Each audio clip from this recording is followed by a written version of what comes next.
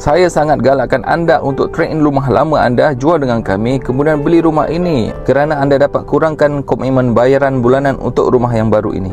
Rumah ini sesuai untuk non-Bumiputera, sesuai juga pada mereka yang bekerja di Singapura. Hello guys, kita berjumpa sekali lagi. Okey, ini di Jalan PI 2/13, Taman Pulau Indah. Okey, rumah di depan saya, rumah 2 tingkat, mempunyai 4 bilik, 3 bilik air berkeluasan yang besar, 1680 square feet, non-Bumiputera lot, 22 kali 75 kaki. Rumah ini sesuai untuk non-Bumiputera, India dan China. Sesuai juga pada mereka yang bekerja di Singapura kerana jarak perjalanan yang agak dekat. Untuk mereka yang bekerja di Malaysia, anggaran gaji lebih kurang RM10,000. Yang bekerja di Singapura, anggaran gaji lebih kurang RM3,000 ke RM3,500 Singapura dolar. Sesuai untuk cuba untuk membuat loan rumah ini, anggaran bulanan lebih kurang RM3,000 sahaja untuk sesiapa yang sesuai untuk memiliki rumah yang besar dan cantik ini. Okey, ada extra loteng di situ. Saya sangat galakkan anda untuk trade in rumah lama anda, jual dengan kami, kemudian beli rumah ini kerana anda dapat kurangkan komitmen bayaran bulanan untuk rumah yang baru ini.